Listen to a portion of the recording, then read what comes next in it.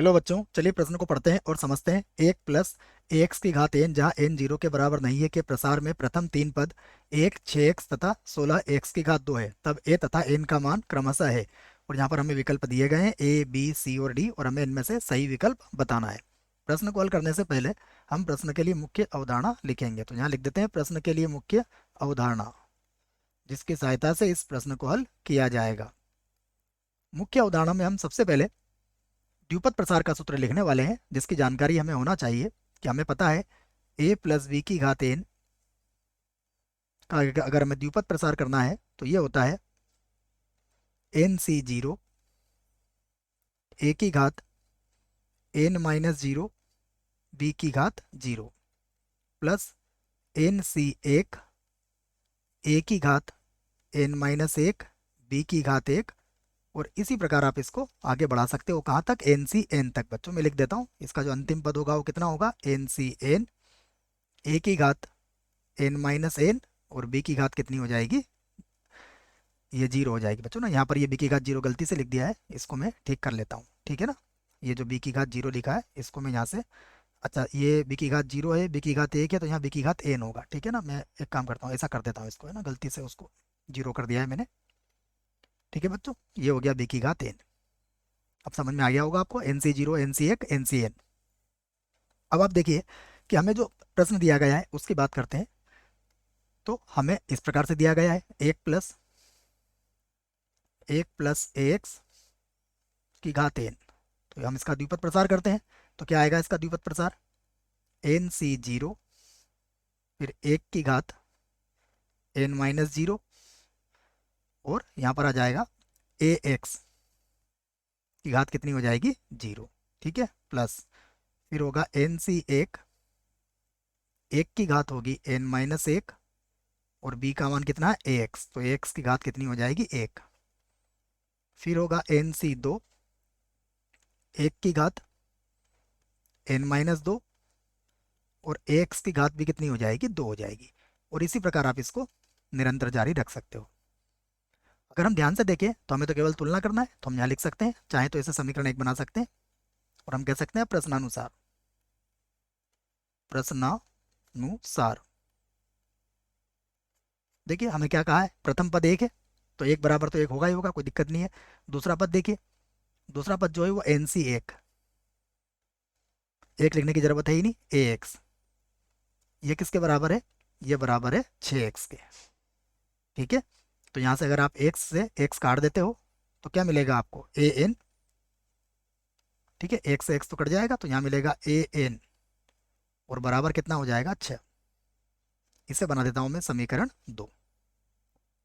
फिर देखिए एक बात और कही गई है, अब लिखेंगे हम nc2, तो nc2 1 की घात n-2 लिखने की जरूरत नहीं है। फिर होगा ax का वर्ग बराबर, बराबर कितना है, 16x का वर्ग है, 16x का वर्ग है। तो यहाँ पर भी nc2 कॉल कर लेते हैं। nc2 किसके बराबर होगा, ये बराबर होगा n-1 बटा 2 का क्रम गुणित, अर्थात 2 गुणा 1। इधर हो जाएगा a का वर्ग, x का वर्ग और बराबर इधर कितना हो जाएगा, 16x का वर्ग, 16x का वर्ग। यहाँ भी x के वर्ग से x का वर्ग आप काट सकते हो। उसके बाद जो बचा है उसको मैं इस प्रकार लिख लेता हूँ, देखिए तो ये हो जाएगा n का वर्ग माइनस का n, यहाँ हो जाएगा a का वर्ग। ठीक है, उसके बाद 16 को इधर ले जाएंगे तो ये कितना हो जाएगा, 32। x के वर्ग से x का वर्ग तो कट गया है बच्चों ना, 2 को इधर लिया है तो 16 गुणा 2 कितना हो गया, 32 हो गया। अब यहाँ पर आप a का जो वर्ग है, a का मान यहाँ पर रख सकते हो, कहाँ से, समीकरण 1 से। समीकरण नंबर 1 से क्या मिलेगा, a का मान 6/n मिलेगा। a का मान कितना हो जाएगा, 6/n, तो ये मैं रख देता हूँ यहाँ पर, n का वर्ग माइनस n और ये हो जाएगा 6/n पूरे का वर्ग हो जाएगा, बराबर कितना हो गया, 32। यहाँ पर हमने समीकरण कितनी बनाई है बच्चों, 2। तो समीकरण 1 की जगह मैंने गलती से 1 बोल दिया है, तो इसको मैं 2 लिख देता हूँ, समीकरण 2। ठीक है ना, 2 का उपयोग किया, 1 का नहीं। अब इसे हल कर लीजिए, तो ये हो जाएगा n का वर्ग माइनस का n गुणा में आ जाएगा 36 और बटे में आ जाएगा n का वर्ग। 36 को तो आप चाहे तो बटे में ला सकते हैं और एन को वर्ग को अंदर गुणा कर दो, तो ये हो जाएगा 1 - 1/n बराबर, यहाँ हो जाएगा 32 और बटे में आ जाएगा 36। अब काट दीजिए इसको, तो 1/n को बराबर किधर ले आइए, तो ये तो प्लस का 1/n हो जाएगा, और ये हो जाएगा 1 माइनस, देखिए 4 के पहाड़े से 8 बार काट दीजिए, 4 8 32 और 4 नमा के कितना होता है 36।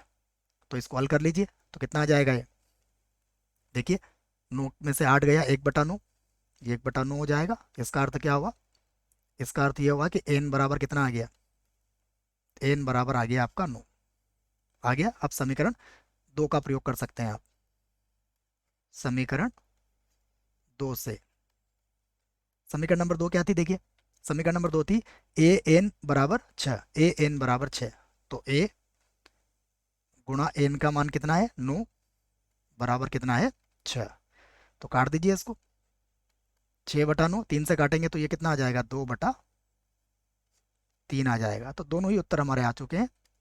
हम यहाँ कह सकते हैं कि अतः, देखिए हमसे जो पूछा गया था उसका जवाब हम दे देते हैं। हमसे क्या पूछा गया था, सबसे पहले ए का मान फिर एन का मान, अतः ए बराबर